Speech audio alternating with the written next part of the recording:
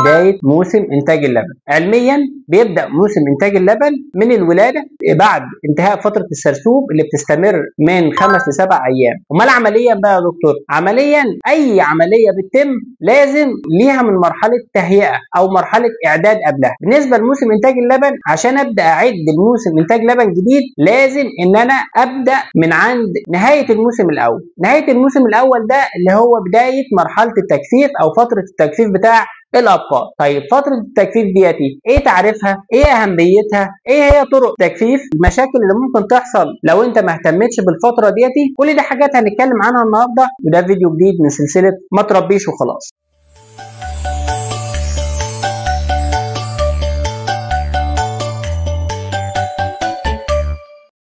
السلام عليكم ورحمة الله وبركاته. معاكم الدكتور حماد عريضة، استشاري تغذية الحيوان. إن شاء الله النهاردة هنتكلم عن مرحلة مهمة جدا اللي هي مرحلة التجفيف. مرحلة التجفيف اللي هي بتبدأ من انتهاء الموسم الحالي وتستمر لغاية حدوث الولادة. طيب مرحلة التجفيف ديتي بتبقى كام يوم؟ متوسطها بيبقى من 45 ل 60 يوم. طيب لو زادت عن كده يا دكتور في مشكلة؟ طب لو قلت عن كده في مشكلة؟ طبعا. لو انت زودت مدة التجفيف عن 60 يوم فبالتالي انت هنا بتقلل الموسم الحالي. ليه؟ لان الموسم الحالي او موسم انتاج اللبن المفترض بيبقى عندي الستاندر بتاعه او الامثل او القياس بتاعي 305 يوم، اللي هو من الولاده لغايه بدايه مرحله التجفيف. لان المفترض ان الفتره ما بين ولادتين تكون 365 يوم. لما اشيل منهم 60 يوم بتوع التجفيف يبقى عندي 305 يوم اللي هم موسم انتاج اللبن المثالي. ممكن يقل عن كده، ممكن يزيد عن كده على حسب انضباط عمليه التناسل عندك في الايه؟ في المزرعه. مرحله التجفيف ليها اهميه بالنسبه للحيوان اللي هي الام البقره، بالنسبه للضرع بتاعها، بالنسبه للكرش بتاعها، وبالنسبه للجنين اللي هي حامل. بالنسبه للضرع، الضرع ده طوال فتره الحليب بيبقى فيه ستريس على الضرع، فبالتالي محتاج فتره راحه عشان يبدا موسم جديد. طب فتره الراحه دي اللي هي فتره التجفيف بيتم فيها ايه؟ الضرع بيبدا ان هو يجدد نفسه،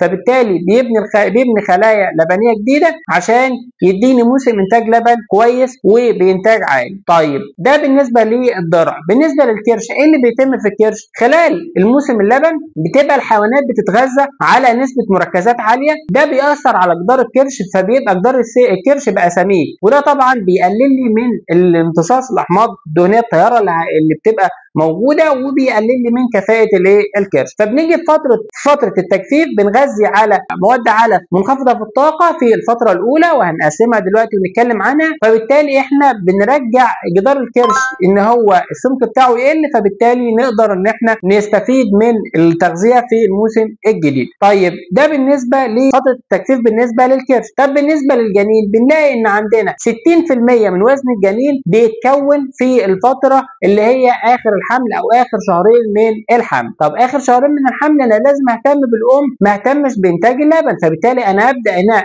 اجفف البقره عشان اتجه بعد كده ل ان انا اعدل او احسن من البادي سكور بتاع البقره، وابدا ان انا هنا اهتم بالتغذيه بتاعتها واعمل لها دفع قبل الولاده عشان ازود وزن الجنين وهيئ الام للولاده وموسم انتاج لبن جديد. طيب هنا دلوقتي انا المفترض ان البقره توصل معايا لبادي سكور ايه؟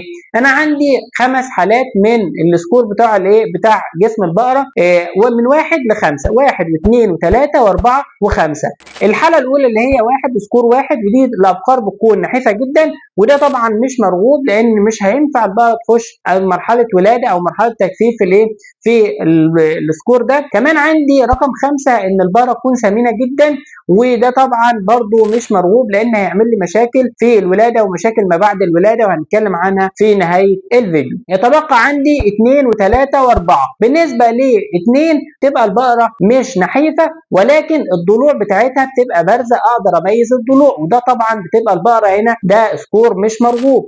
اما بالنسبه لسكور 4 فهنا بتكون ضلوع مش ظاهره، والبقره خلاص جسمها العظم بتاعها كله كله متغطي، وبنلاقي ان الافخاذ بدات ان هي تكون ممتلئه، وده برضو سكور ينذرك بالخطر، ولازم ان انت تبدا ان انت تتدخل عند السكور ده لان هو مش امثل. يجي عندنا بقى سكور 3 وده الامثل بالنسبه لنا، ده اللي المفترض انت بتحافظ على البقره بتاعتك تكون في السكور من 3 ل 3.5. ليه؟ لان السكور ده انا بقدر اميزه من خلال اخر 3 ضلوع من ضلوع البقره اللي هم من الاخر ال 13 وال 12 وال 11، دول اقدر ان انا اميزهم، فبالتالي هنا تبقى البقره في السكور المناسب او الامثل بتاعي. طب انا بقى لازم ان انا اجي عند 200 يوم من الموسم الحليب بعد ما اتاكدت من عشر البقره، ابدا اشوف بقره في انهي سكور او بادي سكور بتاعها قد ايه. لو البادي سكور بتاع البقره نحيفه جدا اللي هي في مرحله 1 او نحيفه في السكور 2، هبدا هنا ازود كميه العلف اللي هي بتاخدها عشان ابدا احسن من البادي سكور بتاع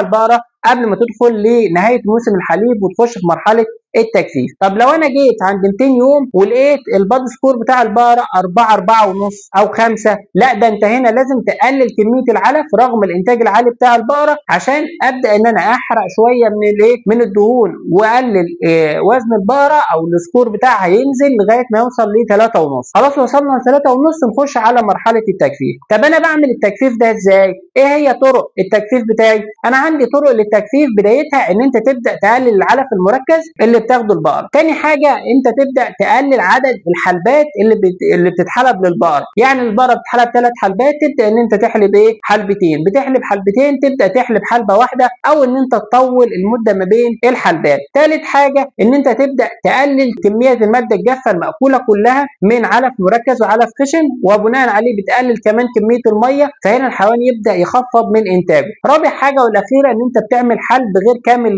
للضرع عشان تبدا تقلل من انتاج اللبن، وهنا توصل لمرحله الجفاف. طيب وصلنا لمرحله الجفاف، هنغذي بقى البقره في مرحله الجفاف على ايه؟ عندي مرحله الجفاف دي احنا بنقسمها لمرحلتين. ليه؟ عشان المرحله الاولى تغذيتها بتبقى مختلفه عن المرحله الثانيه. المرحله الاولى اللي هي المفترض انا عايز فيها ان انا اقلل سمك الجدار بتاع الكرش، فبالتالي انا هنا بدي للبقره عليقه تكون فيها الالياف عاليه وتكون الطاقه بتاعتها قليله او منخفضه والعليقه تكون متزنه عشان احافظ على ان البقره يكون صحتها كويسه وفي نفس الوقت الالياف بتاعتها بتاعت العليقه قليله عشان ما ارفعش البادي سكور بتاع البقر في الفتره الاولى اللي هي فتره التجفيف او نص فتره التجفيف او ثلثينها اللي هم من 30 ل 40 يوم من مرحله التجفيف. اجي للمرحله الثانيه اللي هي اخر 21 يوم اللي بنقول عليها ان البقره هنا في مرحله انتظار ولاده. في مرحله الانتظار الولاده انا هنا محتاج ان انا اعمل دفع غذائي واهل البقره او اهيئها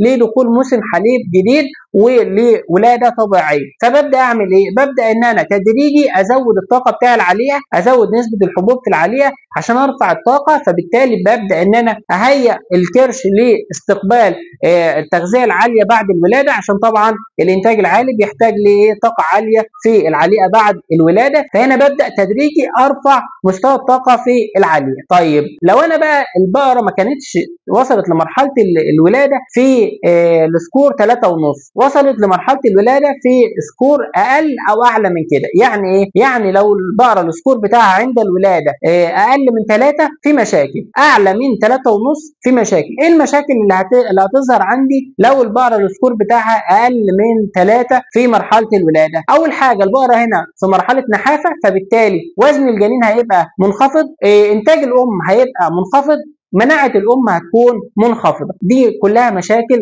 ممكن تحصل عندي في السكور ده. طيب لو سكور البقره اعلى من 3 ونص يعني 4 4 ونص، ايه اللي بيحصل؟ بيبقى عندي مشاكل في الولاده نفسها، ان الولاده ممكن ما تكونش ولاده سهله، يبقى الولاده هنا يبقى في صعوبه في الولاده، ممكن يحصل عندي احتباس نشيمه، ممكن يحصل عندي مشاكل ما بعد الولاده اللي هي الميلك فيفر او حمى اللبن، ندخل في كيتوزيه او كيتوزيس يحصل عندي، وممكن نوصل لمرحله ان احنا نفقد الحيوان نفسه او يحصل نفوق للبقر. يبقى هنا انا خلال فتره التجفيف اهتم بتغذيه البقره، بس بقسمها لمرحلتين. المرحله الاولانيه ان انا بغذي على الياف عاليه وطاقه قليله وعليقه متزنه من الاملاح المعدنيه والفيتامينات عشان احافظ على صحه البقره ومناعتها، وفي نفس الوقت احافظ على البادي سكور بتاع البقره. في المرحله الثانيه اخر 21 يوم اللي هم انتظار الولاده بعمل دفع غذائي عشان اهيئ البقره للدخول في التغذيه عاليه الطاقه بعد الولاده، وموسم انتاج لبن يكون موسم انتاج